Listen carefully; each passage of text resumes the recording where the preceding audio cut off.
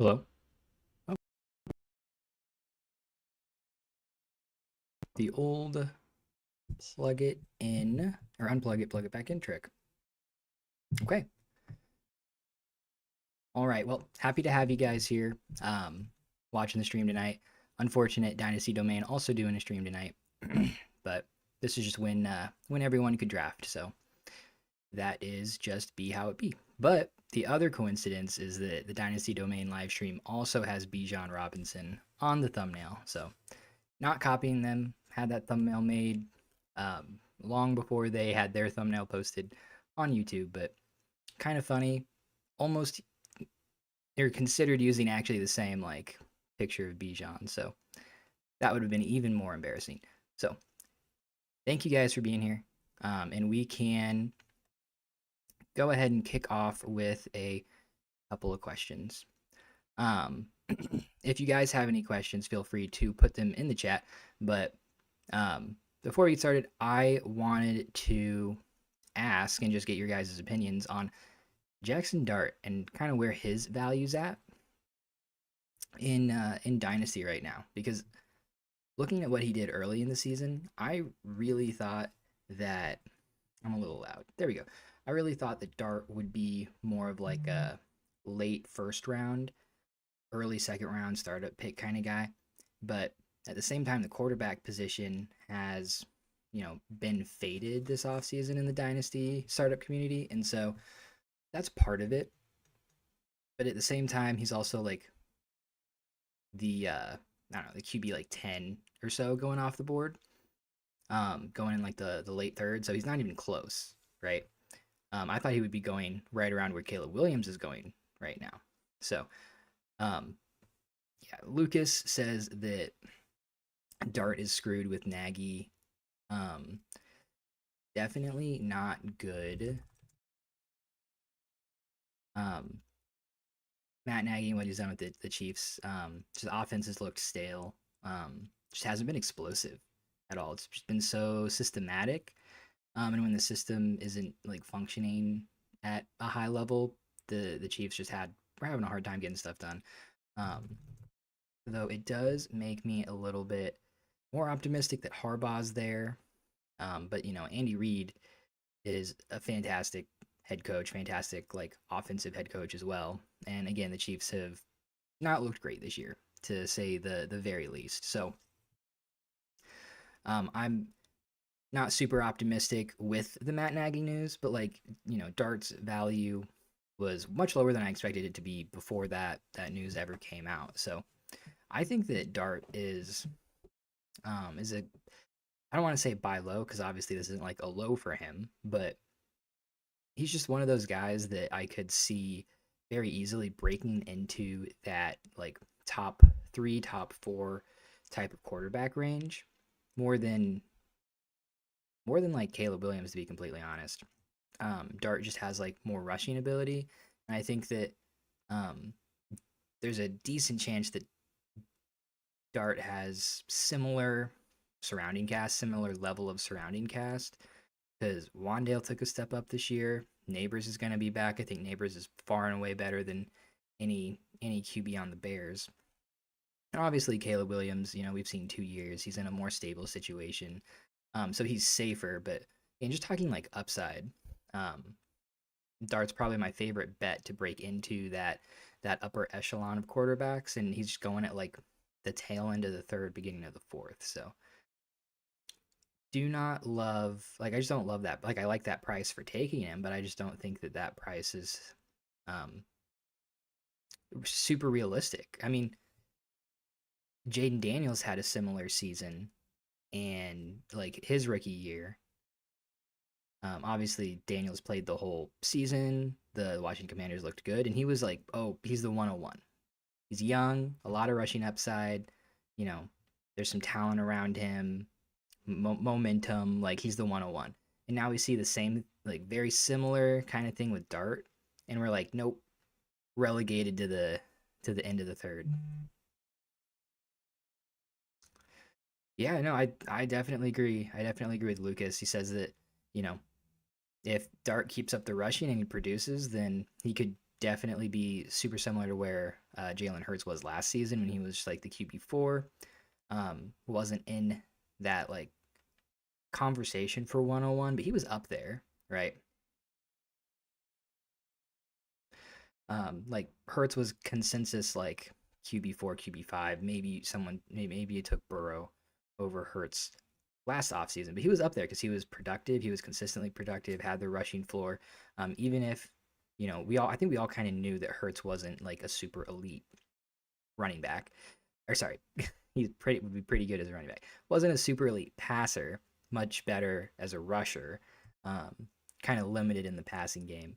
So, um, you don't have to, at least historically, you don't have to be some elite talent at the quarterback position to make your way up into the upper echelon of the dynasty quarterbacks. You just don't. And again, so I don't see the reason for Dart going so late. But that being said, um, like just all those quarterbacks in the third round are just excellent values. Like getting Patrick Mahomes in the third, Herbert in the third, love that. Even like Bo Nix in like the early mid fourth. Just a great value on on Bo Nix where he's going right now. And so Dart is a guy that I'm super interested in. Want to try and get a hold of wherever I can. And I just don't know how that's going to go. Actually trying to trade for him in leagues because I feel like he has more value in league than he does in startup. Because there was one league where I was rebuilding where I straight up sent Joe Burrow, like a trade, it was Joe Burrow for Jackson Dart.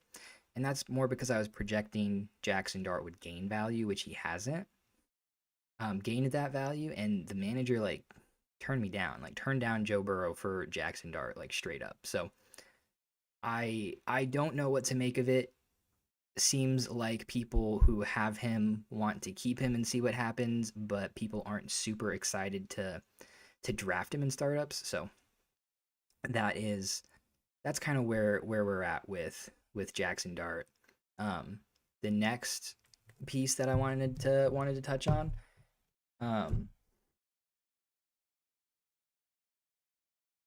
Okay.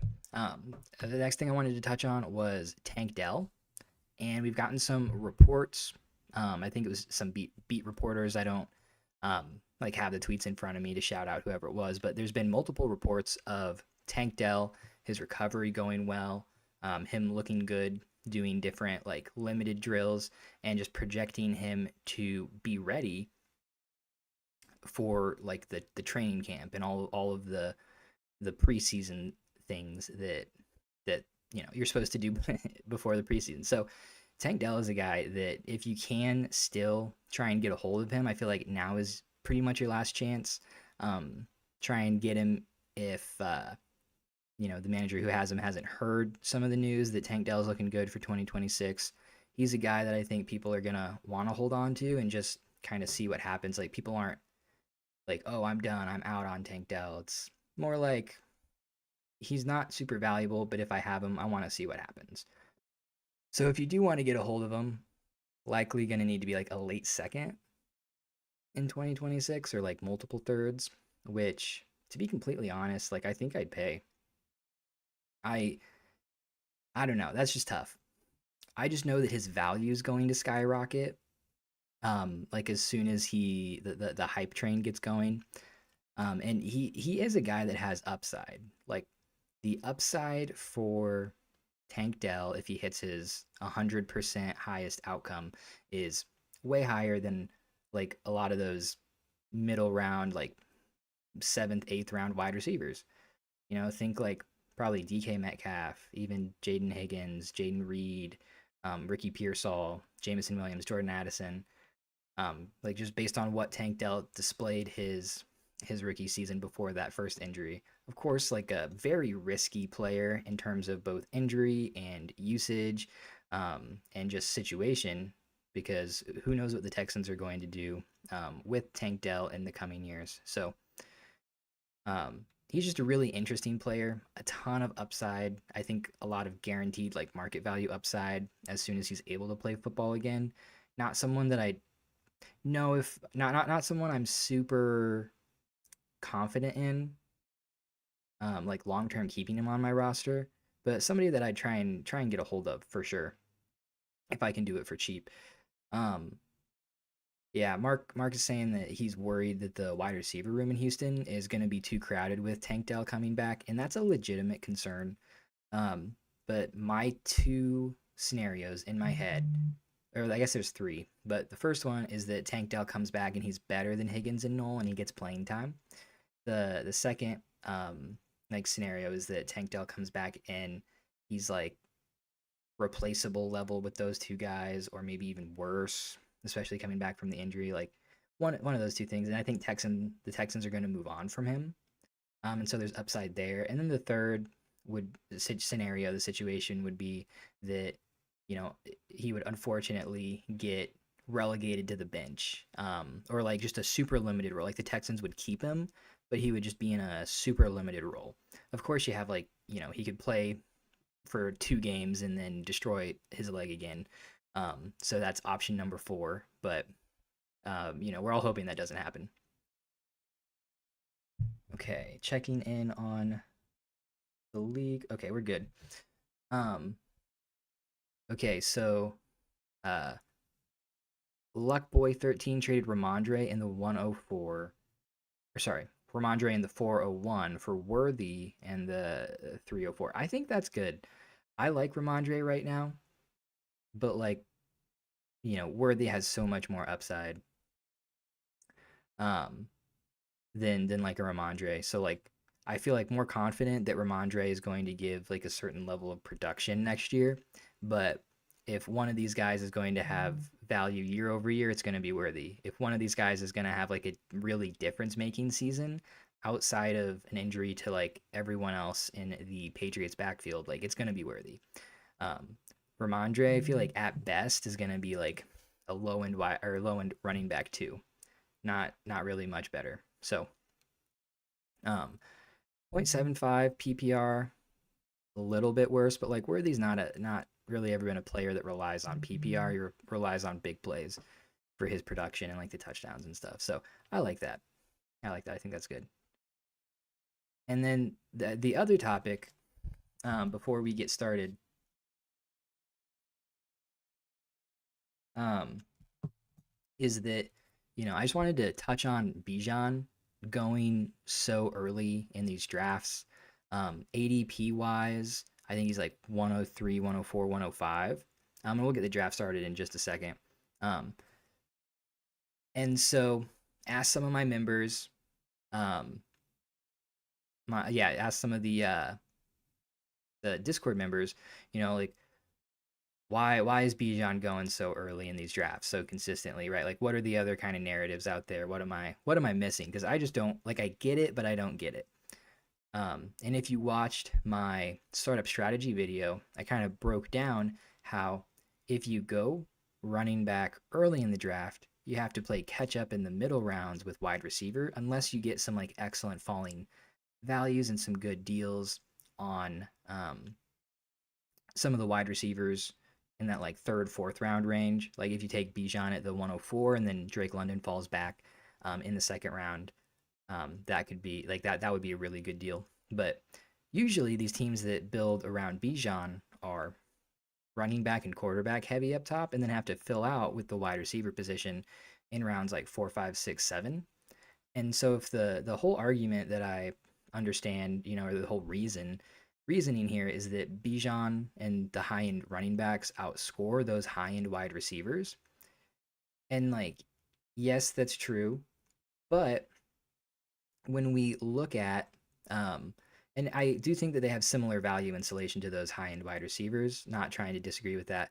But when you look at how these teams are built out, it's like you take the running backs early and then you're filling in with the wide receivers in the middle rounds. And those middle round wide receivers are like 13 point per game producers. Whereas if you go running back early, wide receiver early, and then you fill out the middle rounds with running back, you're getting like 16, 17, 18 point per game producers in that same range as the other teams that have to take the wide receivers. And so Like I think they have like the running backs have as much insulation and like probably the same production potential, but just more consistency than those high end wide receivers. Because the wide receivers are pretty subjective to certain circumstances, whereas like the running backs are subjective to circumstances as well, like offensive line issues, quarterback going down, and things like that. But the quarterback goes down for a like elite wide receiver. Look at Jamar Chase. He struggled with Jake Browning. Um, and like a lot of things, I feel like more things have to go wrong to really cap these elite pass catching running backs and guys like Gibbs, Bijan, and Achan. So I get it. I get like the insulation is similar, but you look at the teams, and if the reasoning is production, you build out a more productive team by going wide receiver early, because then you can fill in those middle rounds with the running back position. And when people take the running backs early, and especially if you don't get one of those really good values in like the second or third round on a wide receiver, then what people do is they stack like 5 wide receivers through rounds like 4 through 11. And so your running back room is strong, but then you don't get to fill out any of your flex spots really with running back. And so what I would rather do is take the wide receivers in terms of production, take the wide receivers early, and then only take 2 or 3 wide receivers in the first like 8 rounds, and then fill out with all those mid-round running backs. And that way you're slotting in a bunch of those higher productive assets into your flex spots as well. And so, don't disagree that like in a vacuum, Bijan over some of these other wide receivers makes total sense. Like it really does. Similar insulation, but similar like production, but more consistency. With the running backs, it makes sense. But in the context of a startup, just how it works out is you have maybe a slightly more insulated roster, but one that doesn't project out to be as productive. And you're only more insulated because you're taking those wide receivers in the middle rounds, and they have more insulation than the running backs in the middle rounds. So I get it, but I don't get it. Okay. All right. Connor, when you are ready to go, we can go ahead and start the draft. Oh, the Costco hot dog is a great deal. Sounds delicious. Um, and just, not sponsored by Costco, but if you go to Costco and you go in the exit side, you can go and you can eat the Costco food without a membership. You do not need a membership to eat Costco food. I don't really remember how expensive it is for a whole pizza, but it's not very expensive. I think a whole pizza is still only like $10 or something, $9 or $10, and it's absolutely massive. And way better than like a Pizza Hut pizza or something. So check out Costco. Um, let's see. Let me get the draft board pulled up.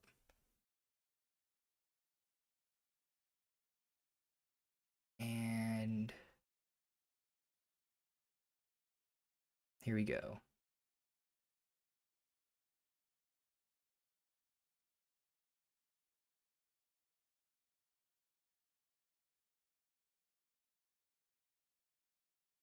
And then let me just get this moved over. Okay, perfect. Do. And we are locked in. Okay. Never mind. There we go. Okay, now we're locked in. I'm gonna be drafting off of my phone just so that I do not pull up. Since this is a real draft and I'm in it, I don't want to pull up my queue for everyone to see. So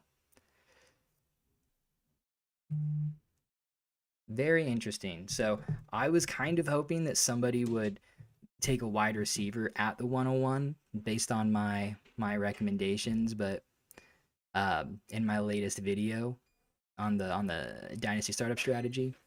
But unfortunately, we have Drake May going off at the 101. Cannot blame anyone in particular for that. Uh-oh. Connor said that he is only going to build around Bijan just to spite me. So Connor's at the Onion Night at the 1-1-5 here. Okay. Is the, let me see. This might be stuck.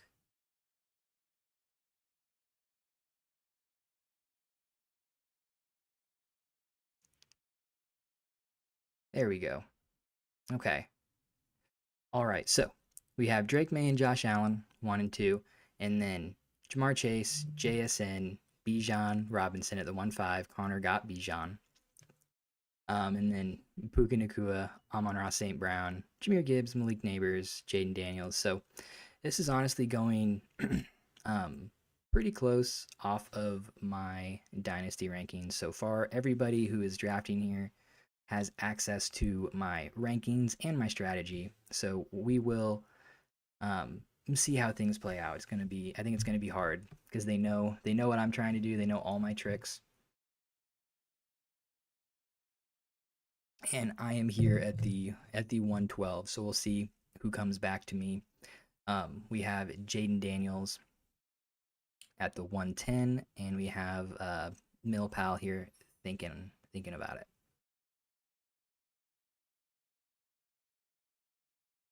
Okay, let's see. So Connor actually was in the mock draft as well, and he built around Bijan. Went Bijan in the first round, and then quarterback, running back again, I think. Hopefully his wide receiver room is a little bit stronger this time than it was last time. And this is tough. This is tough because you guys left me 3 options here. Justin Jefferson, CeeDee Lamb, and Drake London. And so I'm definitely going to start 2 wide receivers here. But I honestly don't know which ones I prefer. Because the more I think about Drake London, the more I'm like, man, he's pretty much the youngest one of this kind of like tier 2 of these top tier wide receivers. I have Neighbors in that first tier. But then, comparing him to Lamb and Jefferson, he does have a couple of years on both of them. Yeah, the mock draft was just baiting out Connor's plan. So I know what he wants to do. So honestly, I think I'm gonna take London with my first pick, and then oh yeah, try not to name drop.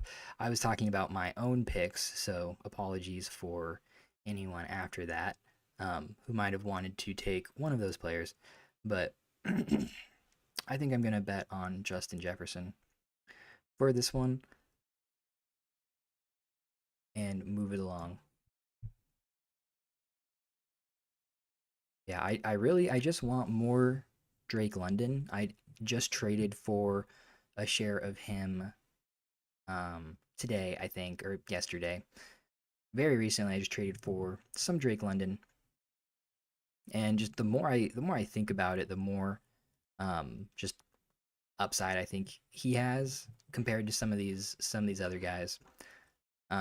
If the Falcons can get their quarterback situation figured out, he's a machine. He was like the wide receiver 5 with Michael Penix last year through 10, 11, 12 weeks before he got injured. Yeah, Connor says that he's super overweight on Drake London, and I don't think that's a bad place to be. And then I do have like CeeDee Lamb and Jefferson over London in my rankings, but for startup purposes, I don't think it's a bad idea to just go with the younger guy who's in the same tier in Drake London. So very interested to see what people do on the way back around here.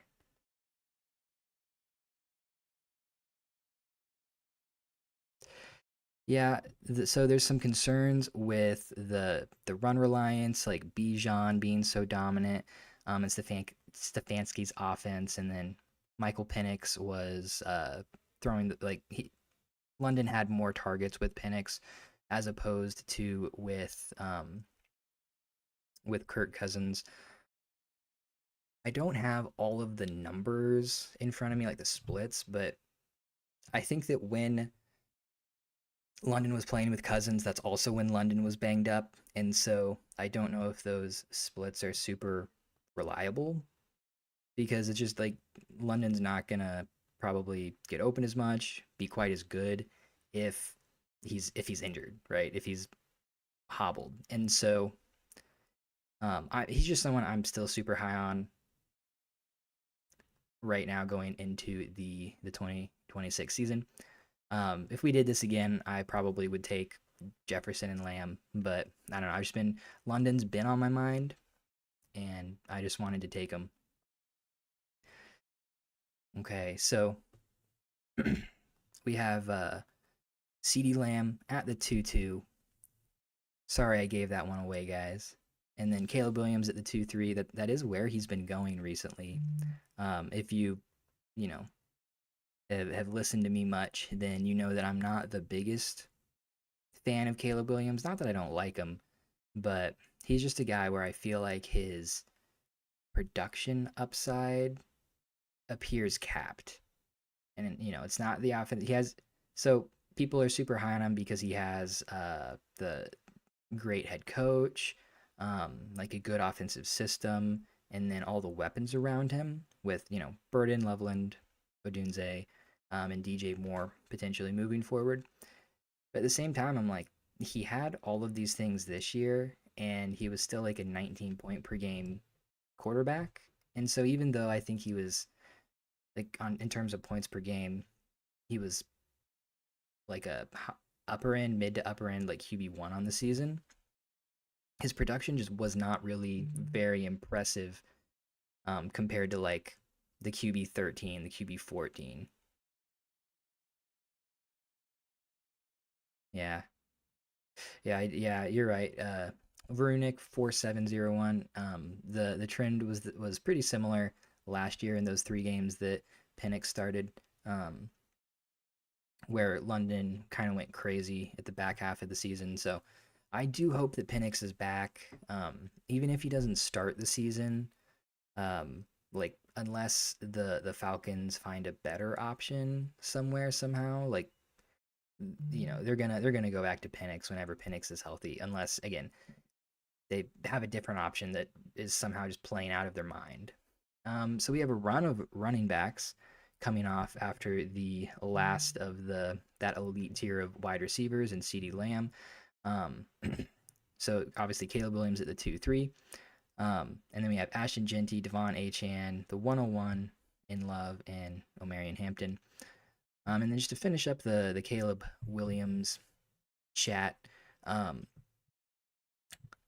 I'm worried that Williams is just going to look like exactly like his production at least is going to look just like Jared Goff, where he's very consistently like a low end to mid QB1, but he just never really breaks into that upper tier of production. And I get why I get why we're excited, but he had the coach, the good offensive scheme, the weapons around him this year, and he still couldn't break 20 points per game. And so even if things improve going into the future, um, then I just don't really know where the ceiling is. And I think at the same time things could actually get worse for Caleb Williams because if the run game takes over as like, Ben Johnson loves a good run game, they're an elite rushing offense with DeAndre Swift and Kyle Monangai leading the charge. And I just like those two running backs are not elite running backs. But in this offense, in this system, they've looked really good. And so I'm worried that if the Bears just like get a legitimate like top RB into the room, then they're just gonna go crazy in the run game. They're just gonna run all over people. And the threat of the receiving game, I think, opens up the run game. So I think it's like a good scheme. It's a good balanced team. But the concern is that if this team gets better, then there's going to run the frick out of the ball. And they're going to, even if they're an elite offense, if they're up in the first quarter, if they're up in the first half, sort of like Detroit was, I think 2 years ago when their offense was really firing on all cylinders. The Lions just kept hammering teams. I don't know if the Bears and the culture there, they're going to keep hammering teams and keep playing like they're trying to score a bunch of points even when they're up by like 20 points. So that is just my thought there with Caleb Williams. Okay, so we have some more picks go up off the board. Joe Burrow at the 2-8. And so Connor, again, trying to spite me, does not want to take wide receiver. Not that there was really a great wide receiver value pick there. Oh, man. You see, the conversation had me wanting to pick Dart to be I'm name dropping. Well, I already talked about him. Basically, I'm going to go with Patrick Mahomes. I just can't not at the 3-1. That's just such a good value. At that price point for Mahomes, I think he's gonna play. He's gonna play football if he is at all physically able, even if he's in a cast. If he can move enough, he's gonna sit in the pocket. So, Mahomes is a guy that I very confident in him playing. Then the risk though is him getting re-injured. But we saw this year that Mahomes still does have that 22, 25 point per game ceiling outcome in him, and he's just such a competitor. And I'm not trying to gas up Patrick Mahomes, but it's the same vein as a Jackson Dart or a Baker Mayfield, where you can just tell in their game those guys just really want to win. They'll put everything on the line for their team. They're gamers, right? And so Mahomes is going to get it done, or at least do his best to get it done. They weren't able to this season for many reasons, unfortunately, but he's going to do his best to get it done, whether that's through an explosive passing attack, whether that's, calm, cool, systematic type approach, whether he has to rush for it and scramble for his life.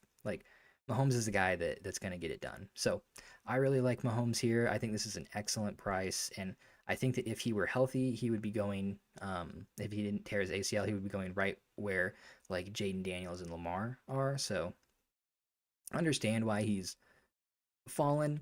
I don't necessarily disagree with it, but just, again, it's such a great price for Mahomes. I'm going to take him everywhere I can. And again, my apologies for talking about players before they go off the board. But everyone had their chance to take Jackson Dart in the second round, so you can't be mad at me. So Kenneth Walker or Breece to the Bears, ? So I don't think that my leading thought is that the Bears probably aren't going to make a large add, but you never know. I don't think they're going to make a large add in the running back room this year. I think they're going to go one more year with Swift. They have him under contract, and they also, of course, have Monangai. I think they're just going to, it would make the most sense to just kind of roll out for one more year with those two. And then whenever Swift is off the contract, then we pivot. Or I guess the Bears. Then the Bears pivot. And try and make a high profile add at the running back position. I would love for Walker or Breece to go there. It would be incredible. Both of them, I think, are clearly better running backs than either Swift or Monangai. I don't know how likely it is. Let's see. Gonna take a look at the chat. Yeah. People are talking. Luck Boy or Luke Boy said seeing Olave go so high makes him feel really good about getting him in the 6th round last year. Yeah, he was a huge riser. Him and George Pickens, way overperformed expectations, shot up in value. Excellent picks down, and I think they were going like right next to each other, if I remember right. Though Pickens' value shifted throughout the offseason with the trade and all that stuff. Can't see the trades on this view. Let's see. If I reload. No.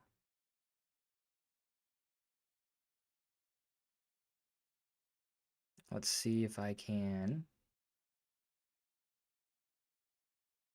There we go. Turn it off, turn it back on. That's what we do. Okay. Okay. So I couldn't even see that myself. So we have a couple trades going on. So JD here traded back to the 2-6 from the 1-4 and picked up another pick, or I guess moved up to the 4-7 from the 5-9. That's the only trade so far that's gone through. In this league, people or the managers did have the opportunity to make trades before the draft, but not for too long before the draft. So now looking at it, we have the JD 1 million, I think, or however many zeros there are, with Brock Bowers and Jordan Love. And so I actually do not like that start nearly as much as Mark's start, getting Jackson Smith-Njigba and Amon-Ra St. Brown. It's kind of nuts, to be completely honest, and only having to move back from the 4-7 to the 5-9 is pretty ridiculous. Okay, so we have that trade, and then the 102 coming off at the 3-7. So after the Jackson Dart pick, we have McConkey coming off at the 3-3, Herbert at the 3-4, Pickens at the 3-5, Hurts at the 3-6. And so with talking about some more strategy here, we have Millpal at the 11 spot, getting CeeDee Lamb to anchor the wide receiver position, and then getting Lamar Jackson and Jackson Dart. So dual elite QB, or at least high production upside quarterback here with CeeDee Lamb on top of it. I like that start for Millpal. It's just the problem is now that they're probably functionally locked out of taking another quarterback for at least the next 4 or 5 rounds, until we hit that like late round area for the QB position. And so good start, like the start, high value installation. But if there's some quarterback fallers, might not be able to take them. And then the 10 spot, we have Jaden Daniels, Caleb Williams, and then a reach on Ladd McConkey at the 3-3. I think that taking wide receiver was a good idea. Olave was already off the board. Tet was already off the board.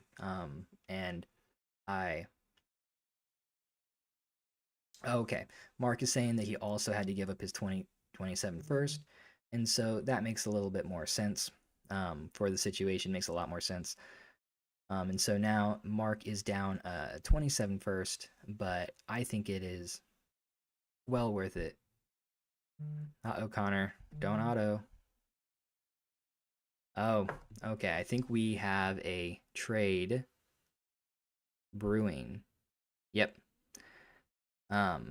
So for this draft, we can have a brief 2-minute, up to 2-minute timeout for if there's like ongoing, like serious ongoing trade talks. Each manager can do it once. Unless someone wants to send me trades, like I'm not going to be, I'm talking. I'm not going to be looking for trades in this draft, but everyone else is free to do so. So Connor is looking for a trade. Don't know what he's doing, but I guess we'll see here in a second. Moving on, so talking about the reach at Ladd on the 3-3. I just think that there were better picks left on the board at the running back position and the quarterback position, and also probably the 102.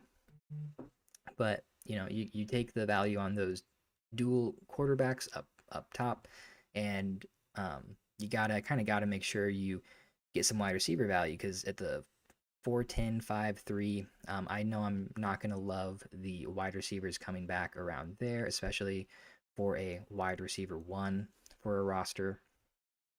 And so don't think it was a bad move, but that's just what happens when you take those quarterbacks up top. If you want to get a wide receiver, then you have to reach a little bit at times if that value doesn't fall back.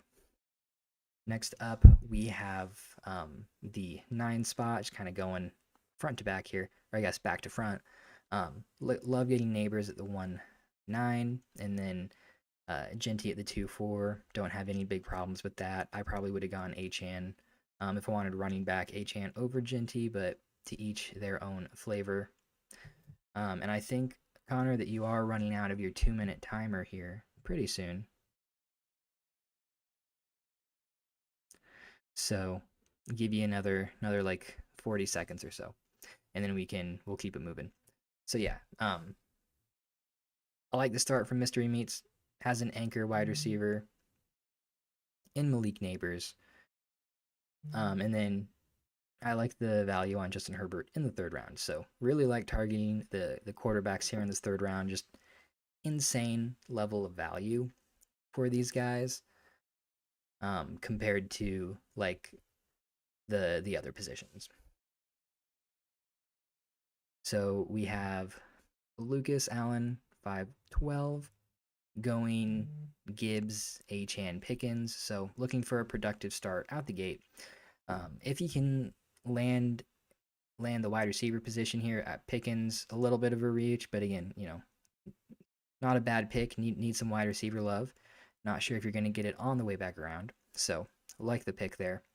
At the 3-5, don't love going double running back up top.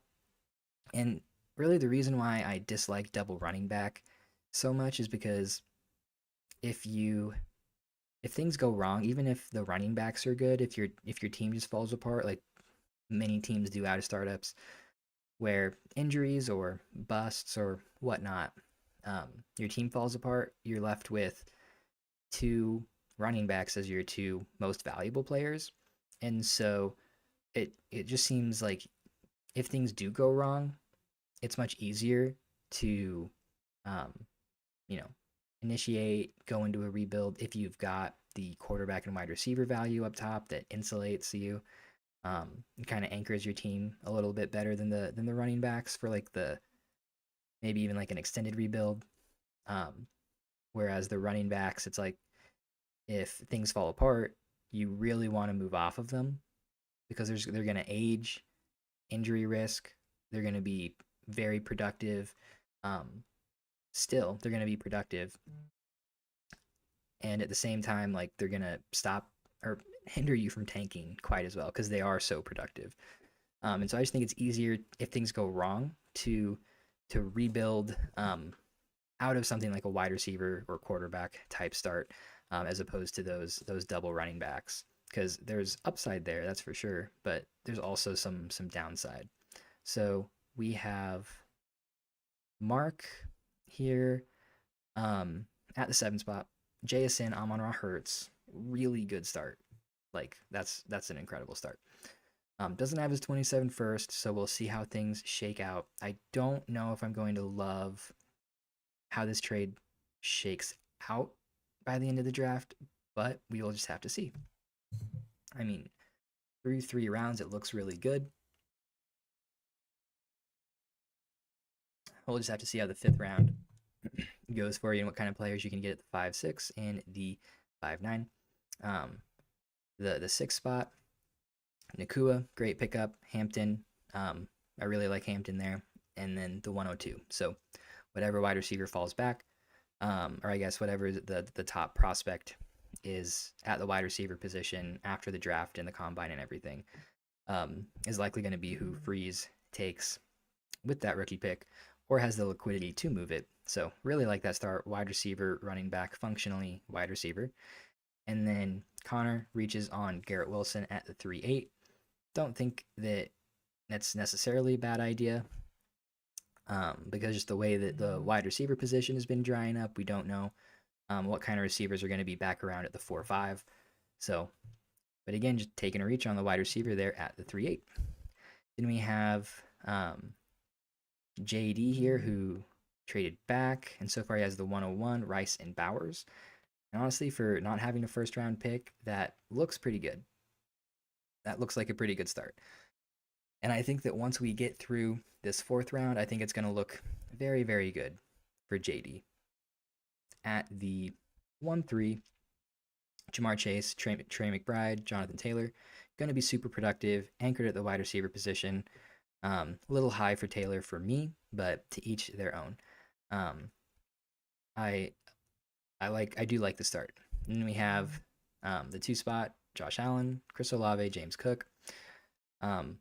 Like looking back, I think that the Olave pick was pretty good. I probably would have taken Tet over Olave just for that, like the upside of a Tetero and McMillan. But I really like Olave too. I think they're basically in the same tier for me. Tet at the top, with Olave down deeper into the tier. So going to be very productive team with what you've got going on up top, and I like the start. And then we have at the 1 spot Drake May, Teteroa, Nico Collins, and Igbuka at the 4-1. That is pretty spicy for Igbuka for me. So I was watching a video from another creator earlier today, listening to it on my way to work, and was talking about Igbuka and Rome and how they both had electric starts to the season and then kind of fell off due to injury. And I'm really not sold on the injury narrative for Igbuka and Rome. Like I don't know. I would need to go back and look at the reports and really see like when the reports were coming out about Igbuka and when they were saying it was happening. But it felt like we'll start with Igbuka. Like he had this super high efficiency run, and then the offense kind of fell off. Igbuka's efficiency fell off, and then like 3 or 4 weeks after Igbuka had kind of stopped producing, that's when the injury stuff came up. And so you can make like the argument that whatever happened, and go, if anyone wants to fact check me and throw that in the chat, like absolutely go ahead. But with Igbuka, like he had several, if I remember right, he had several weeks of being unproductive before the injury concerns came up. And then it's really unclear whether or not the injury was actually like hindering him moving into that later part of the season. And so it feels like some people just want to dismiss like the whole second half of the season for Igbuka, whereas like there's a lot of factors there, but it's like some of that still is probably coming to indicative of certain things with Emeka Igbuka. Mark thinks that Igbuka will assert himself as the wide receiver 1 there eventually. But I'm just not even totally sold on that. And not that I think someone else that's currently on the roster is going to be like the wide receiver 1, but I'm worried that it's going to look more like the Green Bay Packers wide receiver room, where there's like 3 or 4 guys that are all like decently productive, but no one that's like, oh yeah, like that's the one. That guy's the leader. Especially, with Mike Evans and Chris Godwin there. I'm worried about it. But Igbuka to me just doesn't seem like somebody that is going to get. Oh no. Oh no. Darnell the Beast says that I'm about to hate his next pick, so I'm getting myself ready for it. Yeah, so basically, I'm just worried. I don't hate that pick. I don't hate it. I don't love it. Well, actually, you have Brock Bowers, so I do hate it. Never mind. I lied. Horrible pick. Horrible pick. So I'm worried about Igbuka, and I'm worried about the people pushing the narrative that all the second half of the season woes were due to injury. And the same thing with Rhamondre. it's just like the same narrative. Oh, he has this foot injury. That's the whole reason why the second half of the season, or I guess honestly the majority of the season, he was poor as like a fantasy producer. But my understanding of the Odunze injury, we do have more information on that, where it was like a stress fracture in his foot, and so stress fractures, like they're just the course of the injury is like it doesn't bother, like it's progressive, like it comes on kind of quietly, and then all of a sudden it's like, oh, like I can't walk right. And so the beginning parts of it, it's just like low level pain that slowly gets worse, and then there's kind of like a point where it progresses and it's like, oh, this is a problem. And so I find it hard to believe that he had like a stress fracture for that was physically hindering him for like what 8 weeks, 9 weeks or so before he was taken, put on IR for several weeks. Um, just the nature of that kind of injury, it's like pretty easy to recognize. It's pretty easy. Like once it gets to a point, it's very simple testing, and so in the beginning, it shouldn't really hinder your performance. And then when it hits that kind of that critical point, it's like, oh man, like I can't walk anymore. Um, like it's a big problem. So that's my understanding of stress fractures. And so I just again, I'm not super comfortable with the narrative of attributing like, oh yeah, like Rhamondre was really good the first few weeks, and then it was this injury for like the next 8 weeks, and that was the reason that Odunze wasn't productive. So, um, you can still like Ibuka, you can still like Odunze. I don't think this was a crazy range to take either of those players. I just wanted to talk for a minute about kind of the narrative, right? Um, that around those two players and why I don't think it's exactly super healthy. Let's see. So, see JD. So he goes Trevor Lawrence and Colston Loveland here in the fourth round. So still just one wide receiver. And it's going to be Rashee Rice. But kind of get the vibe that JD's going for a tank right out of the startup. So I don't hate it. Definitely not building the most productive team out of the early rounds, especially if Jeremiah Love takes some time to acclimate to the NFL and be productive. Um, so we will have to see. Connor, could you put the pick timer to like 1 minute and 30 seconds for me when you get a chance? Actually, do I don't know what the buttons do. I don't want to push anything.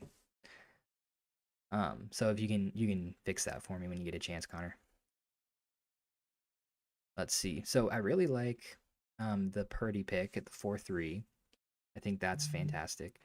And then the Trevor Lawrence at the 4-4, good pick. I really like Bo Nix at the 4-6. That's just such good value. I was kind of questioning Freeze for passing up on QB to get the 102, but I mean, you get Bo Nix in the fourth round and everything turns out okay. Let's see. Colston Loveland, don't hate this range for him. Don't love that it's the second tight end for JD, but that's fine. And then Lucas goes Odunze at the 4-8. So don't love Odunze pick there, but if you take your pick of the wide receivers in that range, those guys are all at the very least in a similar tier for me. And then we have Bucky Irving at the 4-9. I really like Bucky there. He's a guy that was actually coming off of an injury, and then like his usage and his production weren't great. Like he was actually just on the IR for what, like 8 weeks. And then he comes back and the backfield looks weird and he's not super productive and everyone wants to freak out. But we're just okay, like dismissing or attributing injury to the woes of other players. I think that's just a perception thing. That's honestly, it's kind of crazy to me. So I am back up here on the clock and I have two picks. I really haven't thought about what I'm going to do, but I actually set my queue beforehand, and I am getting a trade from Prolon here.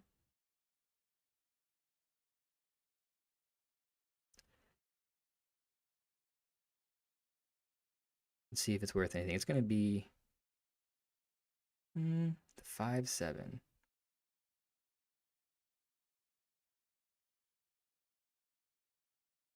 Okay, I have multiple people reaching out for this. Can I get a pause on the draft? There's some kind of value faller here, and that people want, and I need to figure out who it is. Let's see.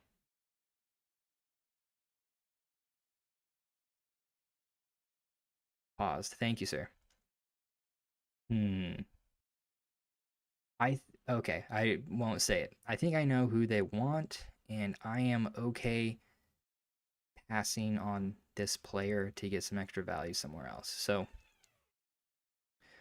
this trade is moving back from the 412 to the 5-8, and I get to move up by like a round and a half from the 11th to the 9th.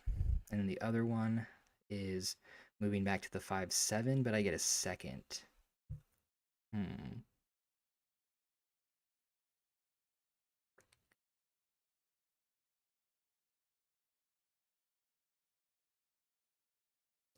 I think I want the second round pick. Well, I'll counter this. I'll do that.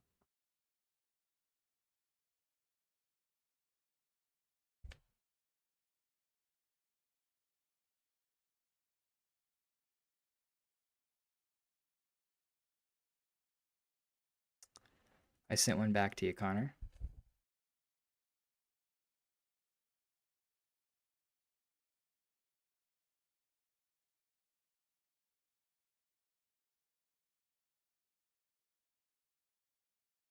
Do do do do do do do do.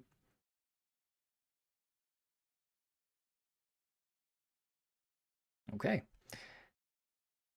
And I will let myself be pushed back just a little bit to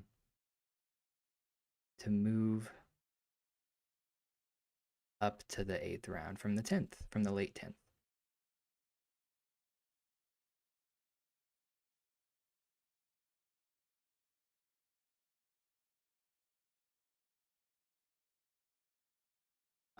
Okay. Care Bears, if you're asking about a trade or something on the, I think I got a Discord message from you. If you're trying to talk about the draft, I don't have Discord pulled up, so I would suggest trying to do it on there. And I'm gonna skip. Let's see. This is tough. This is a range where I feel like it's pretty flat for me. And there's a bunch of different players that I could take here. I want one guy, but he's honestly pretty risky. And I'll let you guys know who I'm thinking about once we've moved on.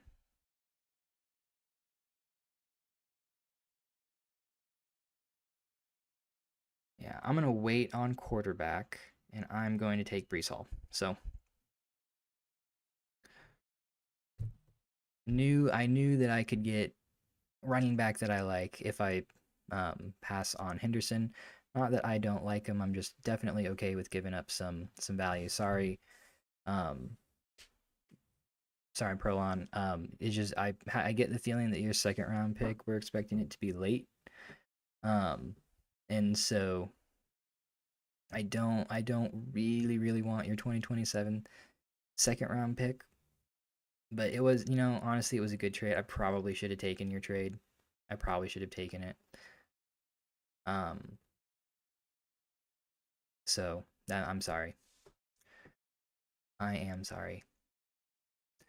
You get into a draft and you're just so greedy for the picks in the draft. Dare you think I'm gonna be good?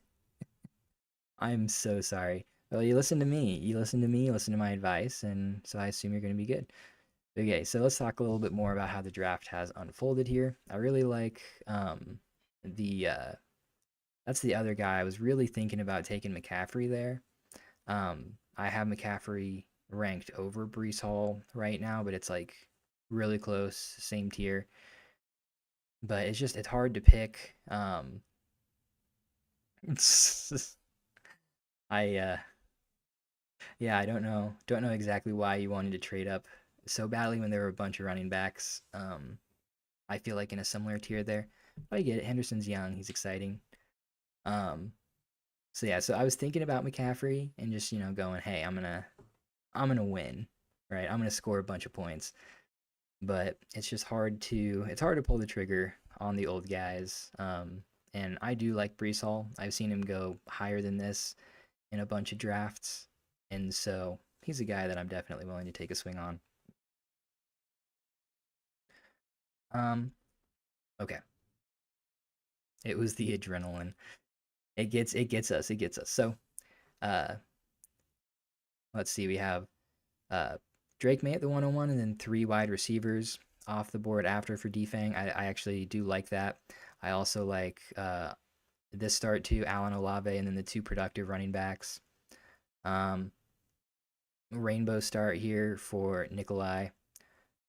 I like the values on all of these guys, except for Jonathan Taylor. That's just like that's a decent value. It's not that I dislike it. I like the value on the other three guys that you got there.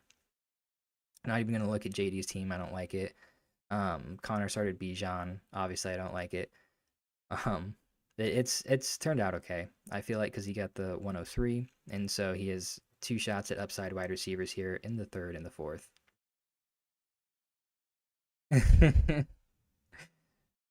Nikolai just says that we have different evals on JT, which I respect. Um, let's see. I'm just worried about the Colts, man.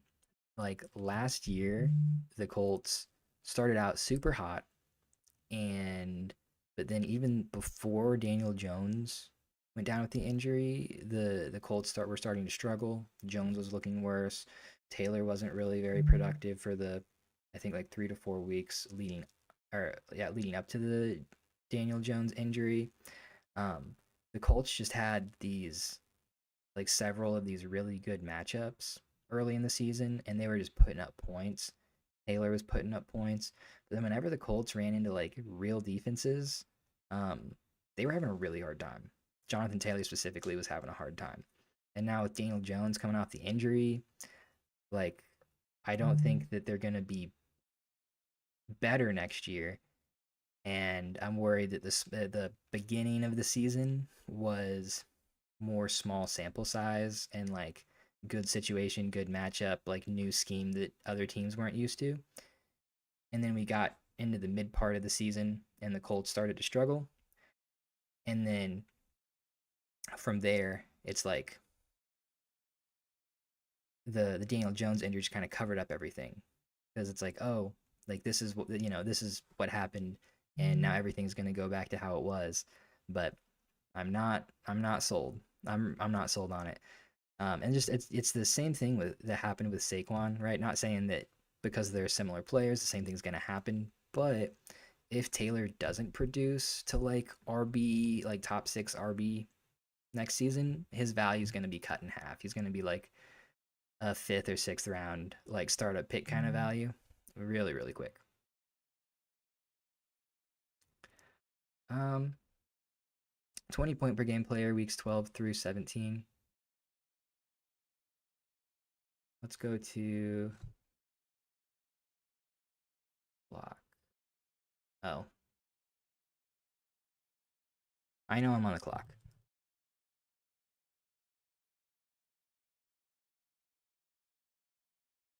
But I mean, even if he's like a 20 point per game guy, like James Cook is a 20 point per game guy.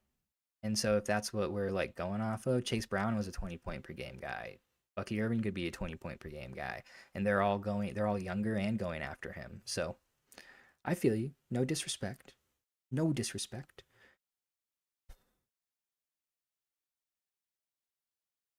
I feel like you guys are going to take the player that I want before he comes back around, but I'm just going to go ahead. I feel like some quarterbacks are about to start coming off the board, so I'm going to go Dak Prescott here.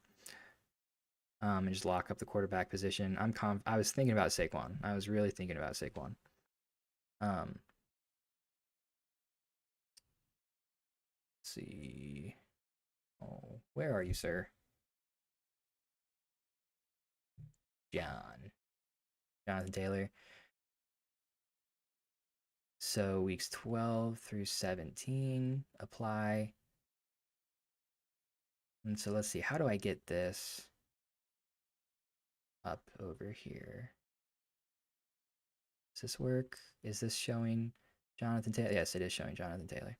So yeah, this is weeks 12 through 17 of this season. He's 14 points per game, or 13.8. So not quite 20, but still still decent. Like, I don't think Taylor's gonna be bad. Like, I think that he's going to be like a 15 to 18, at least 15 to 18 point per game running back. But that's what Saquon was, and we saw what happened to Saquon. It's like, if you're not like an elite difference maker, like that's winning people weeks, winning people leagues, then you're chopped liver. So I'm just worried because it's like, if things go perfectly for Taylor, then his value is going to stay the same, and if things go poorly for Taylor, he's going to drop like a rock. Let's see. Let me get the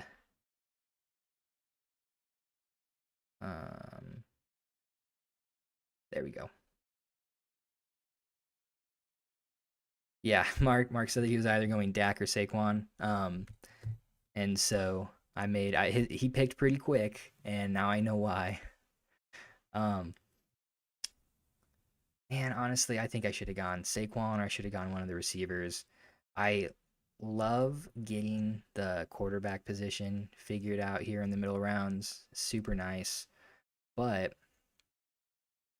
that means that I can't get any like falling values on like some of these late round quarterbacks. Like, and we can maybe talk about them more when they go off the board, but some of those guys in like the 8th, 9th, 10th round, I also like going not zero QB. I like going like anchor QB, and then just kind of completely punting the QB2 position and just taking a bunch of quarterbacks in like the 15th, 14th, 15th, and on rounds. Let's see. Can I do this maybe and show you? Okay, so this is actually a Dynasty domain league. Here's my team in this league. So I went Joe Burrow in the first round last year, and then I got Daniel Jones late, super late, like 18th round, super nice. But I took Justin Fields and Tyrod Taylor. I took Shador and Dylan Gabriel, and I had Flacco at one point. And then I took Aaron Rodgers and Mason Rudolph. And so even with Burrow and Daniel Jones going down, I like had starting quarterbacks every single week into the playoffs. Unfortunately, the team didn't get that far in the playoffs, but the quarterback position wasn't really. It was kind of a problem, because I got knocked out because Joe Burrow scored like 7 points in the first week of the playoffs. But the QB2 position, that was not the problem. That was never the problem the whole year. So I am more willing to do that now. But man, these values on these quarterbacks in the middle rounds are just so good. It's so hard to pass up. Like, I don't know. Like, who am I going to take over Patrick Mahomes at the 3-1? That's not one of the other quarterbacks, right? Like, you could take, if you wanted Hurts, you could take Hurts, you could take Dart, you could take Herbert, but like, there's just no way I'm passing up on Mahomes to get like George Pickens or Jonathan Taylor or James Cook. And so this is just what the state of these drafts do to me. Oh well, I will be able to target some different players later in the draft now. Oh, timer.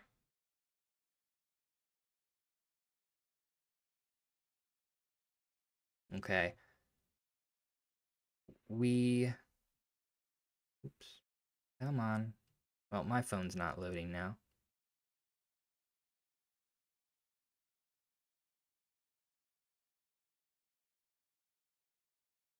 Okay. Wanted his pause. I'm going to remove JMO.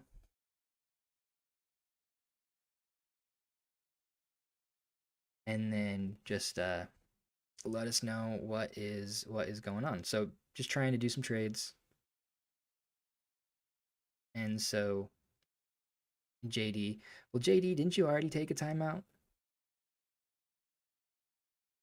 Or did you not? Was that someone else? That might have been someone else.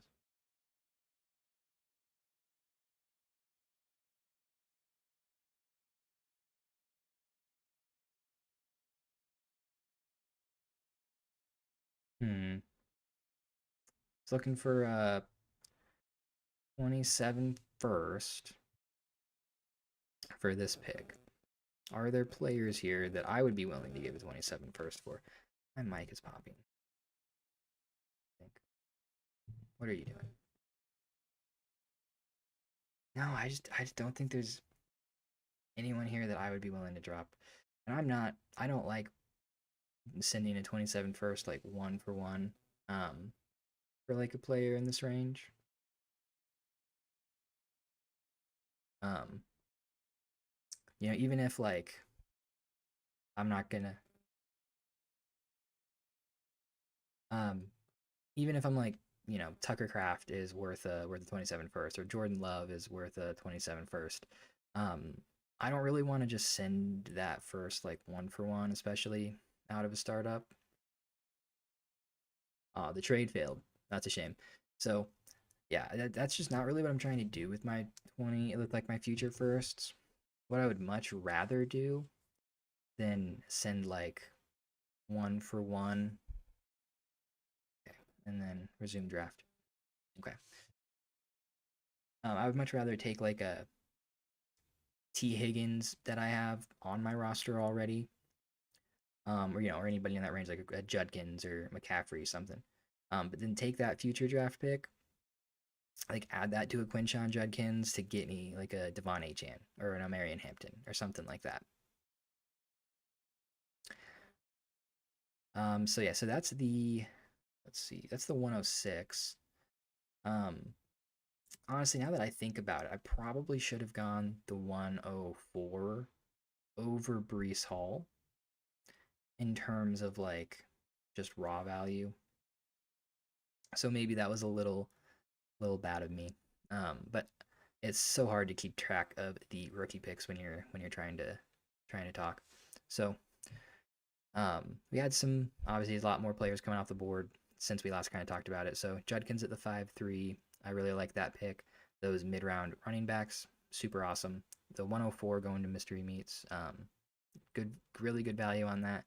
Hopefully another wide receiver is available there. Okay, Lucas also wants his 2 minute timeout, so we can talk. So yeah, 104. Hopefully, it gets a wide receiver there, can fill out the wide receiver room. Going to be strong at running back and has Justin Herbert, so I don't hate the start. I'm just really glad that Mystery Meats got Neighbors early to really anchor that receiving core. And then the getting Warren at the 5-5, good pick. Going to need to get on the quarterback position at some point, but I have no problem hunting the QB position to down the road a little bit. Then we have Mark. And honestly, I kind of really like how this has turned out for him. Because now he's got 3 wide receivers, 2 running backs, and Jalen Hurts. And so things are looking pretty good for Mark here after those couple of rounds. Going to be very productive here out of the startup. and also just super insulated because you have Jackson Smith and Jigba and Amon-Ra St. Brown. Really like the T. Higgins pick. He's somebody that I think is a really good value at price right now, specifically, just because he's just one of those guys that could come out and win you a league. And if you're getting him at the like 5-6 like you are here, even if he has one of his seasons where he doesn't really do anything or he's injured for part of it, um, that's not you didn't have to invest like a late third round pick like you did last offseason to get him. So really like T. Higgins there. And then the 105, my pick of Dak Prescott, Saquon Barkley, Luther Burden, Zay Flowers, AJ Brown, Fannin Craft, Love, JMO, the 107, Baker Mayfield, and Kyron. Um, we're gonna have to see what happens with D Fang, and just kind of filling out the rest at the one pick here, filling out the rest of his starting lineup. See what running backs come back around. I would have liked to get like probably one running back through the first 6 rounds, but with 4 wide receivers and Drake May and Harold Fannin, it's still a really good start. The problem is just going to be that the running backs that fall back are going to be, um, I don't know, kind of out of that tier. Maybe be out of that tier. We don't know who's going to fall back, so might have to go with some scarier options at the running back position, but might not. Okay. I really like what Unload Reload did here, getting Zay Flowers at the 5'11. I like Zay Flowers.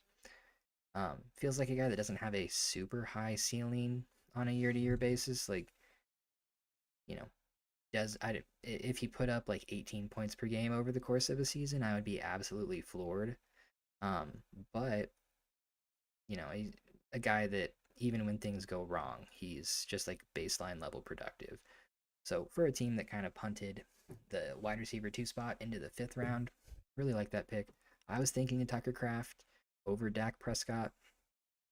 I was kind of hoping that Tucker Craft would fall back to me at the 6-12, but you guys are too smart and know that he's a good value there in the 6th round. So got a little too big for my britches.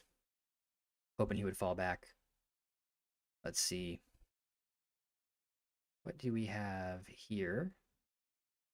Okay, well, so Connor has Garrett Wilson and then the 103, and then those are his 2 wide receivers, and then has 2 running backs, Joe Burrow, and what I think is like the 1-6 or 1-7. And so I don't hate it. I don't love it, but I don't hate it either. Some decent value on those rookie picks. Probably look better when they have names attached to them. And then the 102 and the 105.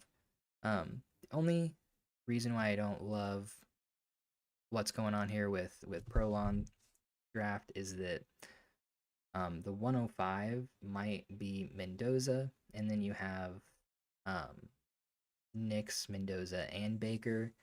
And so we will just have to see what happens. You can always move around with the pick. 105 is super liquid, probably planning on letting it gain value and then coming back to the well.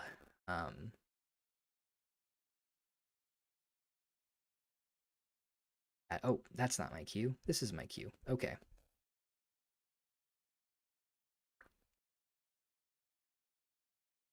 Oh man, there's some good picks here. There are some good picks still here. The problem with this draft has been there's been like too many options at each of my picks, and it's hard for me to decide. It's not that there aren't players that I like. There's like too many players that I like.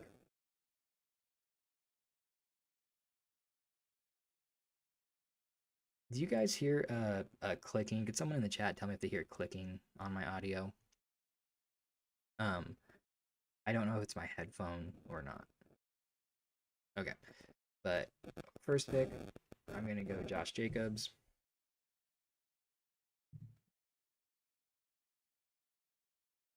And then, yeah, Flowers started to score touchdowns last season. Fantastic. Fantastic. I think I'm going to punt I don't want to go maybe start looking at tight end here, but I also kind of don't. Well, yeah. There's a couple guys here that I really like. I'm gonna go RJ Harvey though.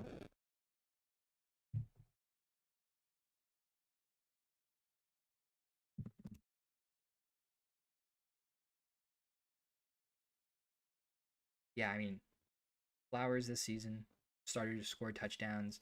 If he can just like actually get volume and Baltimore Ravens offense be good and he score touchdowns all at the same time, I mean, he could have like, I mean, I wouldn't be surprised. Wouldn't be surprised if he put up like 15, 16 points per game. I just don't think that his ceiling is much higher than that. So I don't know. Flowers is weird. So he doesn't have as much upside, like production upside or value upside as someone like a Luther Burden. Doesn't have as much production upside as like an AJ Brown. But he's just somebody that I feel is super confident in being like baseline productive and having baseline value. I think I got the mic figured out. Baseline value like moving forward into the next several years. I'm kind of like a maybe a little bit higher end on Jamison Williams or an Addison type of player. Okay, let's see some picks. Okay, okay. Let me pull up this. Okay. Hello? There we go. Okay. I think that's better. Now we get a little bit of static. I don't know. I think that's better. I'll just talk a little bit louder. Thank you for letting me know. Okay. So let's see. Connor, can we go ahead and go down to like 1 minute timers when you get a chance? So Jared Goff, man, at the 6'8", like that's just such good value. That's why I don't like taking quarterback early. Because it's like, why would I take Caleb Williams at the 2-3 or like, you know, Joe Burrow at the 2-8 whenever I can get, or even, you know, Mahomes at the 3-1, whenever I can get Jared Goff at the 6'8. And he is probably going to be roughly as productive for the next like 3 to 5 years as any of those other like pocket passing quarterbacks. And then Lucas comes back around and gets Cam Ward, so a lot of like value upside too. Really like the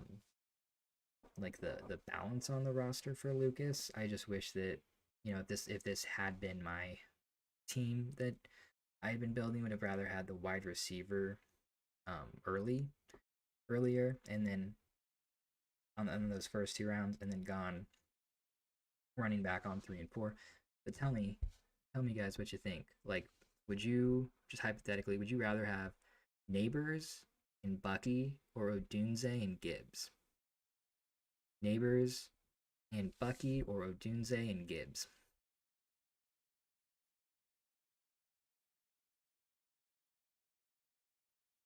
Okay. Autoed, but looked like it was from his queue. That's a good pick, Devontae Smith there. I almost took Smith over Harvey, but I just feel like there's a drop off. Okay. Lucas says Odunze and Gibbs. So, I mean, I'm glad that you think that. I'm glad that you think that. Um, so Harvey, yeah, I basically like I think that there's going to be a teardrop coming at running back. That's pretty big. Okay. Mark just couldn't decide. Yeah, so running back teardrop coming here. I feel like I can get some wide receivers that I like and like at the with these next 3 picks in the 8-5 because I have the 8-5, the 8-12, and the 9-1. ETN, that's a good pick for Prolon. Fill out that running back room. Yeah, Tyler Shuck at the 7-8. That's just good value. That's just where he goes.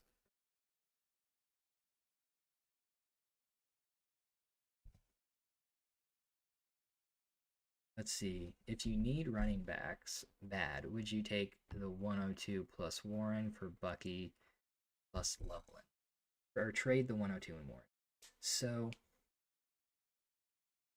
is this is Tyler Warren? Let me know. Christian, is this Tyler Warren or Jalen Warren? I'm assuming it's Tyler Warren, but I don't actually know. But yeah, let me know, and then I'll answer it. Yeah, just looking at my queue, I'm yeah, Tyler. Okay. I just wanted to double check. Yeah, so I probably wouldn't do this specific trade. I think it's decent value based on where like Loveland and Warren are like where all these assets are, but I just feel like the Warren and Loveland swap is not super productive. So like I think that if you can take the 102 and um, you're trying to get Bucky, just ask her something else. Um, See if you can get like a 27 second on top of that, or something like that, or another player. Like if you're really down bad for running back, do they have another um, like lower tier running back that you can throw on? So like if this is the only trade that you can get done, I would with this asset, um, I would feel I would feel comfortable doing it. It just feels like the gap between where Bucky is right now and the 102, you could get like a legitimate like standalone asset, whereas the shift from Loveland to Warren, that's more like a lateral move to me from like one like second tier tight end option to another second tier tight end option. And I just don't like I don't love that. I just feel like you could get more value using that slightly differently. And so I'm getting a little bit excited here because the player that one of the players I was considering taking over Harvey um is still on the board. Um and so I'm confident, or I'm hoping that this player gets back to me. Would love to select them. But yeah, Defang gets Henry, Derrick Henry. That's fantastic. Um, Probably one of the last running backs on the board that we can be super confident in their production into this season. So Defang has built out a very insulated roster in terms of value. Does have some like quote unquote old wide receivers in Nico Collins and AJ Brown. Um, okay, and I'm just gonna go ahead and smash her onto Gadsden. Um, Pause. He's somebody that I'm very excited about. Very excited about the Chargers offense as a whole heading into 2026. And so um, I almost took him at the 7-1 because I don't think, in my opinion, I just don't think he should be going like more than a round after guys like Fannin and like Tyler Warren, like 2 rounds, 3 rounds after Tyler Warren. But that's where we are. So almost took him at the 7-1. Glad I didn't. Got him at the 5-8. Yeah, so yeah, Christian. If that's the only deal that you can get done, then like if you really need running back that bad, I would consider it. But there's no rush to trade the 102 right now, and so I think you can keep looking for a better deal. Because even if if you keep the 102 and you draft whatever players there, like the rookies, those high end rookies are still pretty liquid assets. So there really is just no rush to make that kind of move. But yeah, thanks for asking your question, man. I appreciate it. Okay. So Brandon Aubrey, the GOAT, helped me win my main redraft league this year. Goes off the board here. Let's see. Let me count. So that's the 108. Yeah, I would still take Gadsden over the 108. Um, but that's pretty close. I feel like those two assets are pretty equivocal. in my rankings, but I was trying to think if I had passed up on a teardrop for the picks there. I'm probably going to be looking more at rookie picks here in this range myself, moving forward, but I still like the Gadsden pick. I wouldn't go back and change it. Okay, so unload, reload. I like how their team has come together. Getting Adams at the 7-11 and Jennings at the 8-2. It looks to be a pretty productive team. None of these picks, besides like Allen and maybe like Kraft, are super insulated though. I guess relative to where they were drafted. Like if Zay Flowers has a poor season, he could definitely drop down a couple of rounds in value. James Cook, Chase Brown, running backs, volatile. Allen obviously is super safe as an asset, but that's a little high for Olave, as we talked about. Not a bad pick or anything, but it's not a ton of value insulation going on at the 2 spot, but a ton of production upside. Let's see. So let's look at some of these teams that traded. JD, still no running backs besides the 101, and just getting kind of some of these young, like wide receiver 2 types in Williams and Addison. Don't hate what's going on here. I still think it's looking like a 1-year tank out of the startup here for JD, and has an extra 2027 first. Connor here. I just don't love it. There's a ton of uncertainty with Connor's team here. Like outside of Bijan and Burrow, it's like we don't know what's happening with Wilson. We don't know what's up with Henderson moving forward. We don't know what's going to happen with the rookie picks, obviously. And then also Tyler Shuck. This feels like a super high variance team that like Connor's either going to have the highest value team and like win the league this year, or his team's going to go into a hard rebuild within the first 6 weeks of the season. So ton of variance going on with that roster. I still like what is going on with Perlon Freeze's team. Mark, I like what's going on here too. Gonna be like really good in the flex spots with T. Higgins, Devontae Smith. Backup on the clock. Jaden Higgins off at the 8-11.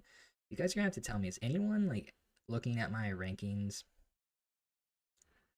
while they're drafting right now? I'm just curious. The 8-12. Anyone want one of these picks? I've already paused. Oh, so my rankings aren't good enough for you, Mark. I see how it is. Okay. I'm going to take Kyler, just because I think that's a really good value. And then I'm going to go Alec Pierce with this next pick. This is just a really flat range of guys. I need some more wide receiver love going on. Okay, some people do have them pulled up. Thanks, guys. Thank you. I feel appreciated. But I feel good about the wide receivers in this range. In these. Oh, I thought it was a 3 wide receiver. Not quite. It is only a 2 wide receiver and then 3 flex kind of league. Yeah, that's why I was more comfortable punting the wide receiver position a little bit, since I had Jefferson and London. But this is the range where I feel like the wide receivers kind of take back over, where I like a lot of the receivers in this range. Like Addison at the 8-4 is really good. Adams at the 7-11. Pittman at the 12. Like Michael Wilson, Wandale, Higgins, Pierce. So I wish I was picking from the back half of the draft this whole time, not gonna lie. I feel you, reload. Unload to reload. I feel you, bro. I really like the back half of these drafts. Um, just you have pretty much have your pick of two top 8 wide receivers at like the back half, if you want them there, and if you don't, it's like you're getting the falling value on either like Gibbs or Daniel Jones, Lamar Jackson. Like it's so cush. Back here at the end of the draft, and then you're just like set at wide receiver. So if you get two of them early, and then you can just take all these falling values, these good values at like running back, quarterback, tight end, and such. So we talked about whether or not I should do a third round reversal for this draft. Um, I like the default was like third round reversal. I didn't feel super strongly, and we voted on it and decided to not do the third round reversal, or sorry, to do the third round reversal. We decided to do it. But I honestly, like, some people are saying that the front half of the draft seems lopsided. Like the domain guys think that like the middle portion to the front half is really good. But I really like the back half of the draft. I really like it. Um, Glad that I was picking here. Funny story. So I was actually supposed to pick at the 1 spot. We like had 12 people in, randomized the draft. I was at the 1 spot, not super happy about it. But then someone left, or like left the league, scheduling and stuff just couldn't make it work. And so then brought someone else in to fill the spot. And then it was like, okay, well, we have to be fair. We should re-randomize now that we have an extra person, or a different person in here. And so we took a vote on it whether or not to redo the order. Redoing order came out as the winner, but I was ready to pick at the 1 spot and take like Puka or JSN or Chase from the 1 spot. And so luckily I did not have to do that. I could sit back and wait for Drake London and Justin Jefferson at the tail end of the first instead. So I got pretty lucky there, but yeah, I was probably gonna go, looking at how this draft unfolded, probably would have gone like Puka and then Mahomes at the 1-2, or in the first and second round.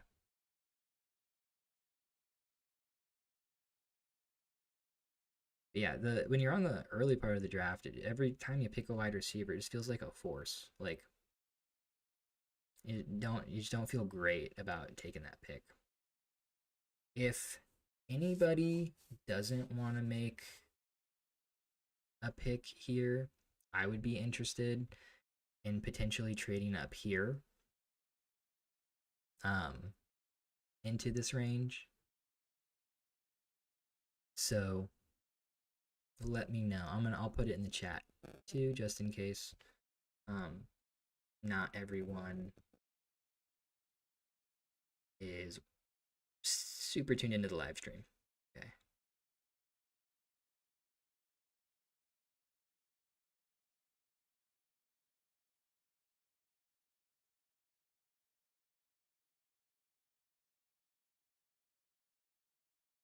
Shoot. Okay. Well, I wanted Brandon Ayuk. So that's very sad.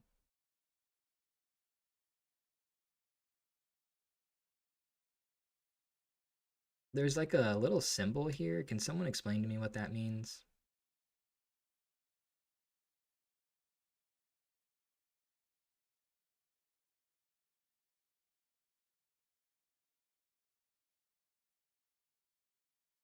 Yeah, I'm significantly less interested in moving up now. Sorry. Okay. So, oh, someone is emoting a pick. Okay. Thank you for explaining. 1, 2, 3, 4, 5, 6, 7, 8, 9, 10, 11.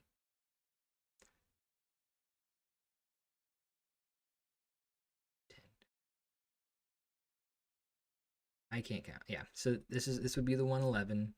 I did make an oopsie. I should have taken a rookie pick at the 9-1.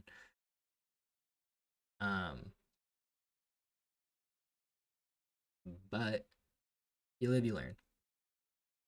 Honestly, I'm also not sure that whoever I'm gonna get, I would have gotten at like what was that, the one like 7 is what it would have been. Probably should have taken the pick.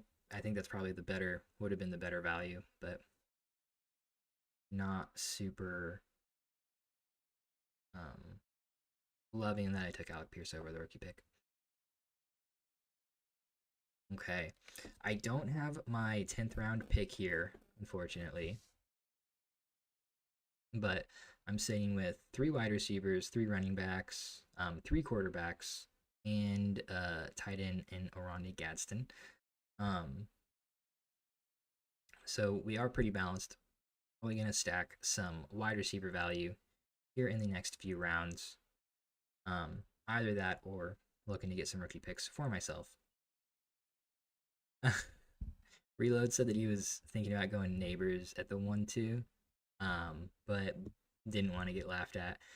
So maybe if we weren't live streaming, he would have gone Neighbors at the 1-2. I wouldn't have laughed at you. I would have bought you dinner. Would have bought you a steak.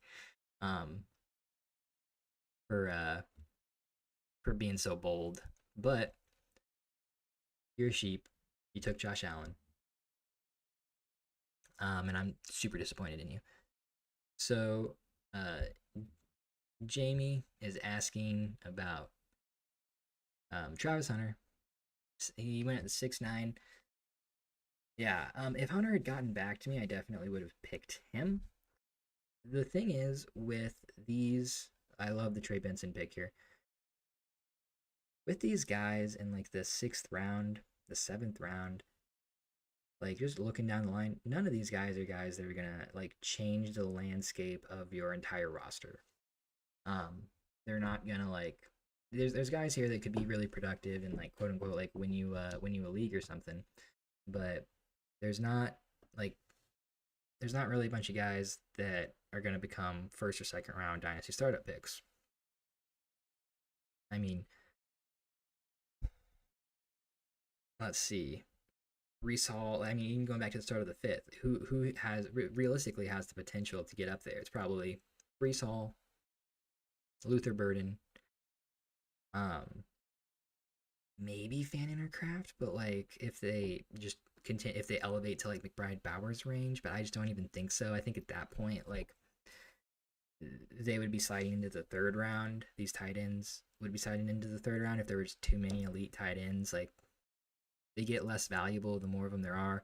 Like Love, no. JMO, no. Baker, probably not. Walker, maybe Scatabo. Like he was flashing pretty hard last season. If he just comes out in 2026 and is like a monster, I could see him rising. But even then, I think it would take multiple years for him to get up into like the cornerstone range. Travis Hunter is just the only guy in this general value range that could realistically like change your entire like team with the amount of upside that he has. And so I really like betting on upside. He's a high variance player. Like he could play defense and be 0. He could, be the wide receiver 1 in Dynasty in 3 years. You just don't know. And so at this range, if he's going at the 6'9", love to pick him here. I would probably have him. I have him in the same tier as like Higgins, Burden, Flowers, AJ Brown. And so it's like at this point in the draft, like if he's a 0, who cares? Just bet on the variance. Bet that he's going to, if he does something, then if he hits a higher end outcome, then it's going to be incredible. And if he falls off the face of the like dynasty planet, it's a late 6th round pick. Who cares? Um, let's see. Nikola asked if how he felt about like a 30-second clock. I think I'd like a 30-second clock myself. Um, so it's we're just in that range. Um, where we're getting down the draft board.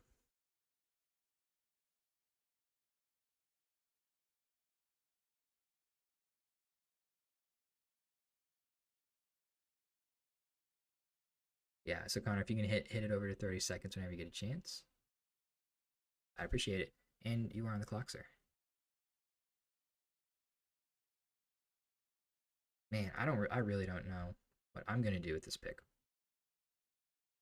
after turn. Okay, sounds good. Josh Allen is on the trade block.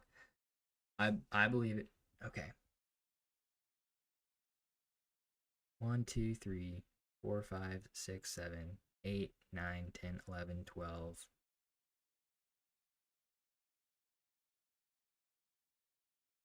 8, 9, 10.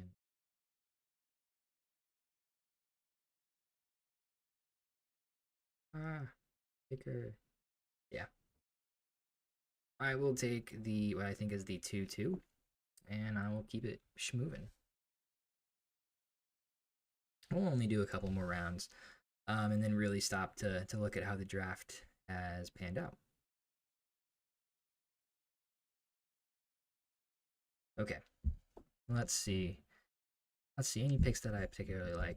I don't really like Jake Ferguson going here at the 10-10. Not like a bad pick. This is definitely the range for like a Jake Ferguson, but I'm just not a big fan of him specifically.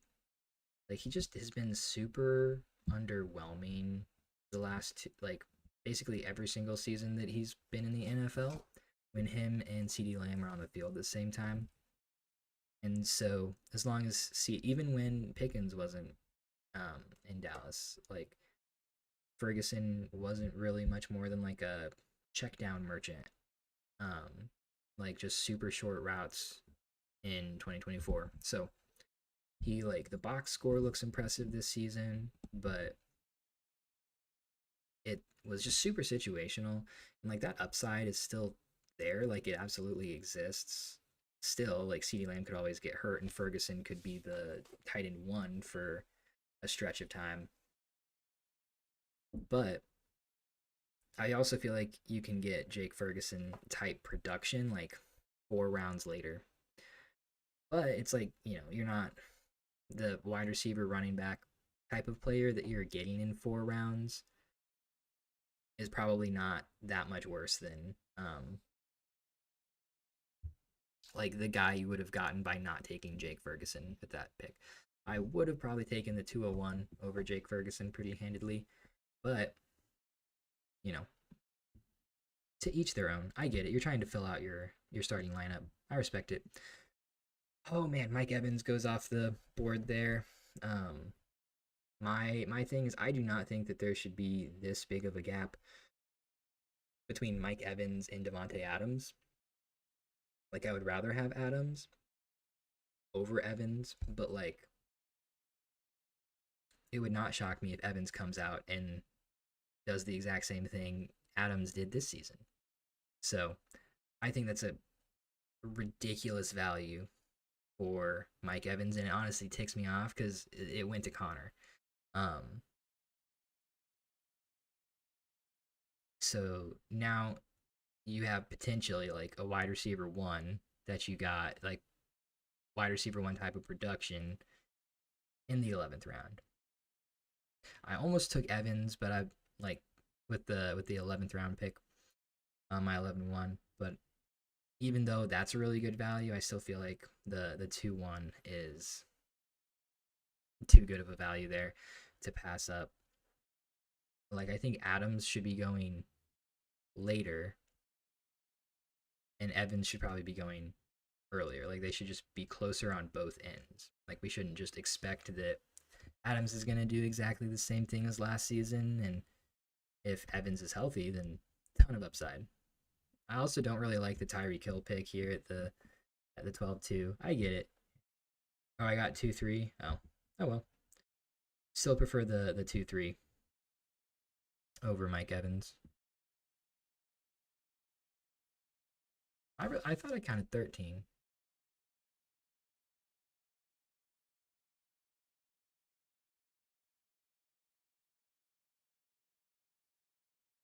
9, 10, 11, 12. So it's the 112, 1, 1, 1, 2. I think it's the 1, 2. I can't count either. Counting is hard. I have to redo it like every time. But maybe I miscounted again. Who knows? I also like DJ Moore there. He's another guy I was considering. Maybe not next season, but he's one of those guys where you can flex him and like not feel too horrible about it. Not like a great flex play. Oh, there's a link in the sleeper chat. That is super helpful. Thank you guys. Yeah, like DJ Moore, a guy that you can throw in, feel pretty good about, giving you some like baseline production. But there's a ton of upside if he goes to a different situation where he can be like a wide receiver 1 again, like on the team. Of course, with the Bears, he hasn't really been like the feature wide receiver for a little while. So I like that pick, especially in the 12th round. DJ Moore looking mighty fine. And again, it's Connor back to back. Good picks. I really like Tootin here as well. Tootin was another guy I was thinking about with that 111 pick, but just didn't quite want to pull the trigger on. But that's a great pick there. So we kind of talked about how there was a drop off or a running back cliff here in like the 7th round. Henry went off at the 8-1, and like you can see that two more running backs went off the board in like a full 2 rounds, and it being Swift and Warren. That's kind of that running back cliff. And so if you don't get a running back before that time, you're kind of, left out to dry. So my most valuable player here is Chris Godwin. Really, really like that. And then really glad that he came back to me. He's a guy I think that should also be being valued significantly higher. Let's see. I don't want to go back to the wide receiver well. But my highest ranked player right now is Ja'Cory Krosky-Merritt. So why did I take him instead of a rookie pick again? Man, I just lose brain cells. I just look at my queue and I pick. Oh well. We're getting into like the mid to late second, so I don't feel too bad about it. But JCM is a guy that I don't like. The only difference between, in my opinion, between him and Kyle Monangai is that Monangai's on a much better offense right now. But with Jayden Daniels in Washington, like the Commanders could realistically be a really good offense in the next year or two. And so even though got a lot of hype, disappointed for the hype, if we just look at him as like a late round rookie running back and what he was able to do and how his situation might improve, I think that we would be more optimistic about him moving forward. David Montgomery was another guy I kind of had my eye on there. That's a good pick. I feel like, and that is the running back 3 for Lucas there. Very solid. So for my draft, wide receiver early, middle round went quarterback, filled out running back position, and then added some veteran wide receivers and some other picks there. Millpal, 2 quarterbacks, 2 wide receivers up top, and then just ate this running back value. I really like this stretch of running backs here. With McCaffrey, Scatterbo, and Javonte. I wanted Scatterbo. You took him from me. Bro, the only place, Connor, the only place Kamara's bouncing is going to be on like a waterbed or something. I really think dude is done playing football. Jonathan Brooks at the 13-10, that's a good pick. And then the 10 spot, quarterback early. I feel like this went pretty decent. Like Conkey, Harrison, Judkins, Walker. Like the team's filled out. Like the starting lineup's going to look fine. I just feel like when we look at the projections, and projections aren't everything, but we look at the projections for this team, it's going to be like one of the lower ones in the league. And that's just because went quarterback early. And then we're taking wide receiver in the third and fourth round, where there's some upside guys, but not necessarily like high production. And then Judkins and Walker got them in a pretty good range. I like those two picks, but just like the production upside of this team feels super capped. But it is like a good value team. Mystery Meats at the 9, Neighbors up top, and then Travis Hunter. I don't love necessarily how Mystery Meats kind of built out the team. Just would have loved a little bit more like attention to the wide receiver position. This pick is the 1-4, so could be getting a wide receiver, a good wide receiver there. But Neighbors coming off the injury, and then Hunter also coming off an injury as your top two, like wide receivers. It's a little scary. If things work out, like with Genty and Bucky and everything, there's so much production upside for this roster if things go right. It's just you scare me. You scare me. I like how Lucas's draft turned out as well, but again, it feels like went running back up top, kind of reached on some wide receivers, filled out the quarterback position late, so the quarterback position is weak, and then was just filling in with wide receivers. And so all the flex spots are going to be these like, only mildly productive wide receivers and like Lauren, QJ, Watson, Shakir. And so the roster's filled out, but just had to spend so much time hammering wide receiver that the running back position honestly like got pretty ignored after those first two picks. And again, just capped production upside. Mark's team here at the 1-7, I actually really like it. Not that I'm surprised that I like it, but Amon-Ra St. Brown and Jason, Higgins, Smith, Sutton, like the kind of a cracked wide receiver room, ton of production, and a ton of value insulation. Hurts, Bryce Young, Michael Penix, totally fine. Quarterback grouping, and then Barkley, Williams, and Monungai for the running backs. Super solid. Super solid. I'm worried about Mark's team. Furlong, another one where it kind of went wide receiver up top and then kind of punted the position. Kind of upside with Michael Wilson, Matthew Golden, and then these rookie picks. So just one of those where I hope the rookie picks pan out, but I like the ETN value. I like Benson. I like Sharp. Nix and Mayfield are both absolute like steals at those spots. Let's see.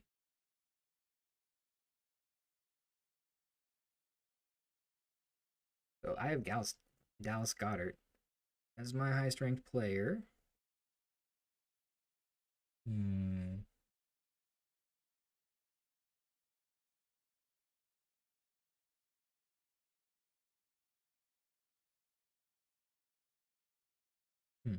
That's interesting. Yeah, I'm going to go with Shaheed here. Super high upside. Hopefully he doesn't play for Seattle anymore after this, or at least gets integrated into the offense in a way that's like productive for him. But prove you believe in Geno Smith.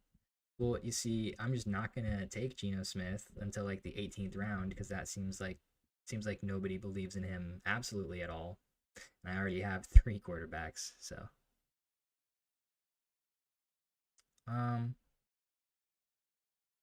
okay, let's finish looking at some of these teams. Honor team sucks, can already tell.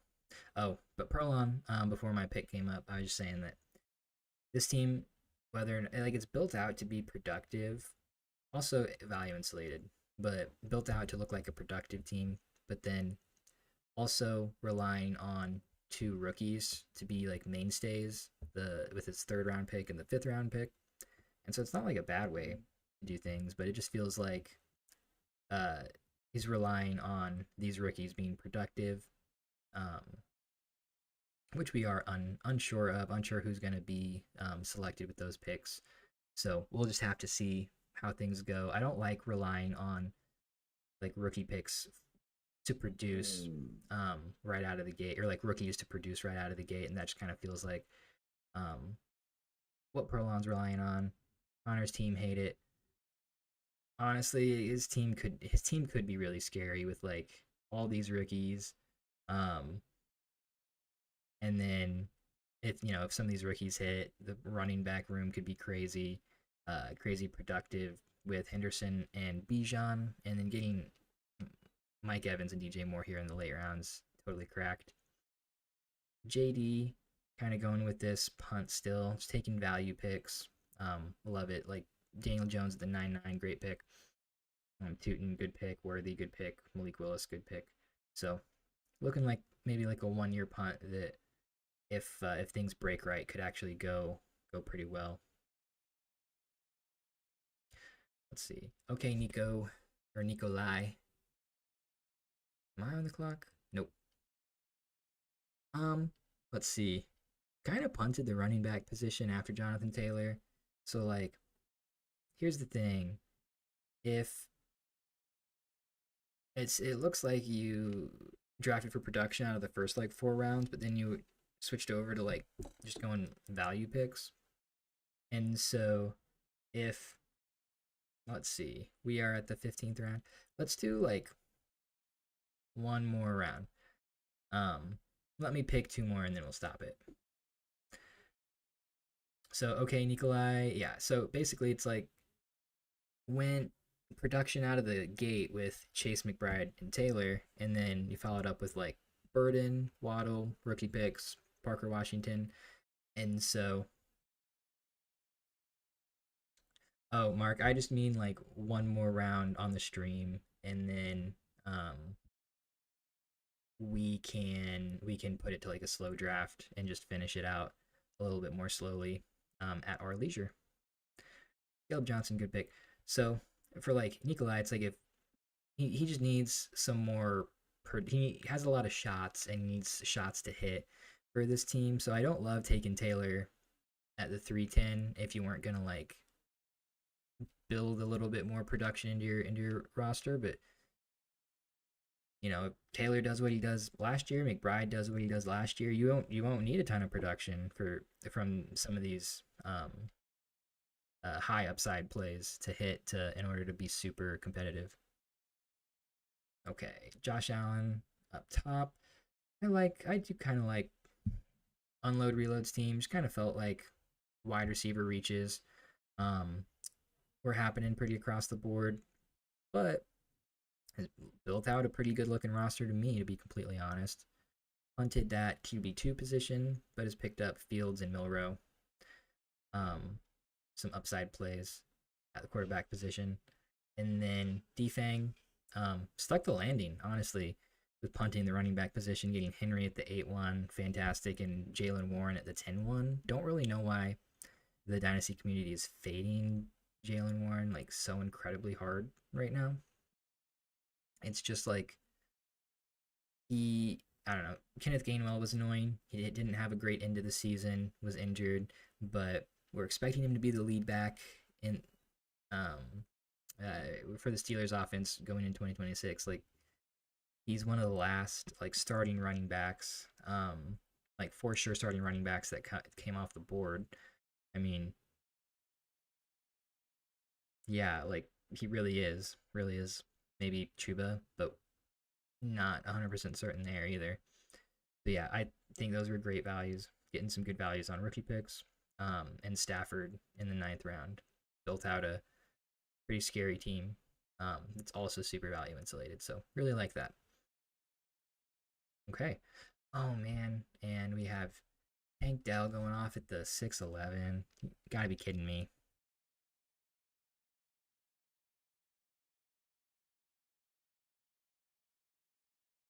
Let's see. I'll take a rookie pick, and then you got me. You got me. I'll take Geno Smith. I'll do it. If nobody else will, I'll do it. Okay. Finish that out with Geno Smith. My guy. And then we can thank you. Thank you. I love it too. We can move on to a slow draft. So for those of you who were here, who were watching, thanks for taking part. Super fun. Get to see like what you guys are actually going to do when we're on the clock. I do think that the wide receivers went a little bit higher than some of the other startup drafts that I've seen. So kudos to you guys for taking that wide receiver value up top. Honestly, I feel like everybody left the first 3 rounds with a wide receiver. Am I wrong? No, yeah, everybody did. Everybody left the first 3 with at least one wide receiver. So good job, team.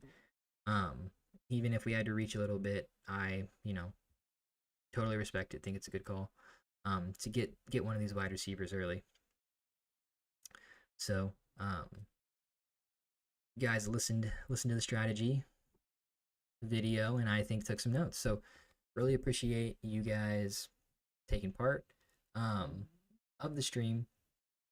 And the rookie draft is going to be hype. I'll probably stream the rookie draft too if we can get a date and time together for everyone to draft. Try and stream it.